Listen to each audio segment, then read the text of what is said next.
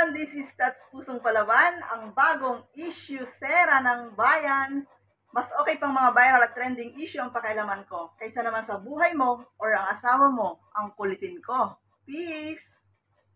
So ayun guys, at ngayon ay meron naman tayong isang video na ire-react at ito'y tungkol sa limang babae na nasobrahan. Ayan guys, bago tayo magbigay ng ating komento sa video na ito ay sabay-sabay muna nating panoorin kung ano nga ba ang ginagawa ng limang babaeng nasobrahan na ito. Ayan guys, watch natin to.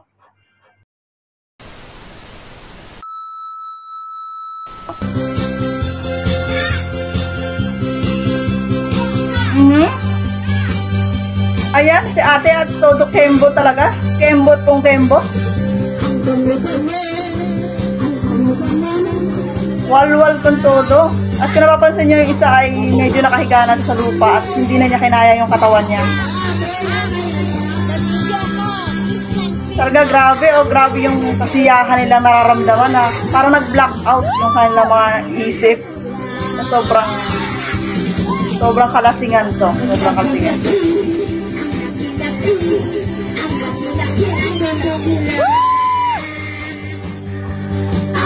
Si ate yung kumakanta talagang wasak kung wasak ang lalamunan.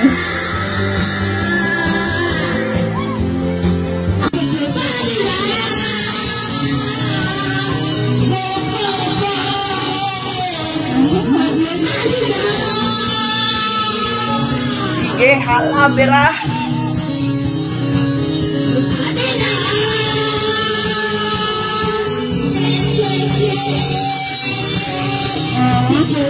At so, ayun nga guys, at itong video na ito ay umani ng iba't ibang reaksyon, syempre. At kanya-kanyang komento. Kumbaga tayo naman ay kanya-kanya ng opinion sa mga ganito ating napapanood. Kumbaga, social media kasi, nandiyan na yan eh. Talagang nakaano na yan sa atin. Talagang halos lahat ay gumagamit at nakakanood ng mga ganitong klaseng video. Pero lahat-lahat naman tayo ay iba't iba ng opinion. Ayan. At ayon sa ibang netizen na syempre merong natuwa, merong nasiyahan, meron na disappoint, meron namang hindi natuwa, nagustuhan yung kanilang video na ginawa na yon. So, ayon kasi dun sa nag-post, ang nakaka-caption niya ay, kung hindi ka rin lang ganito mag-inom, wag na lang. So, meaning ay nasobrahan sila sa alak, guys. Kita nyo naman, kung di ko sabihin nasobrahan, talagang kita nyo naman na nag-black out halos yung kanilang mga kilos. Mayroon nga isa hindi na kinaya yung katawan niya. So, ayon dito sa isa na ito, na isang commentor doon, basahin natin.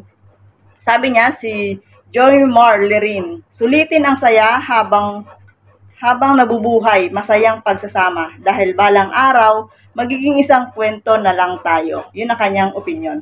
Sabi naman ng isa, si Arlene, ay yung pinayagan sila ng asawa na uminom, kaya sinulit. Yun ang sabi naman ng isa. Tapos si Nels naman, sabi niya, okay lang yan, at least nagawa nilang maging masaya kahit saglit lang. So sa kanila ay okay lang yung ginawa nilang pagwawalwal na yon. So syempre meron namang hindi natuwa, meron nagsabi na si Malcy Alexa, sabi niya, okay lang naman magsaya, pero pag ganito na mangyari, parang hindi na din nakakatuwa. Then sabi naman ni Rowena, sabi niya, nakakawala na ng respeto pag di mo na ma-handle ang alak sa sarili mo. So yun guys, iginagalang naman namin ang inyong komento. Iginagalang natin yan. Siyempre, kanya-kanya tayo ng saloobin. So para sa akin naman guys, kung ako magbibigay ng komento sa viral video na to, sa mga babae na, limang babae na nasobrahan na to, para sa akin naman guys, okay lang naman magsaya. Wala namang problema doon. Buhay nila yun eh. Kumbaga, hanggat wala kang natatapakan na nahasaktan na damdamin ng iyong kapwa, magsaya ka hanggat gusto mo. Wala namang problema doon.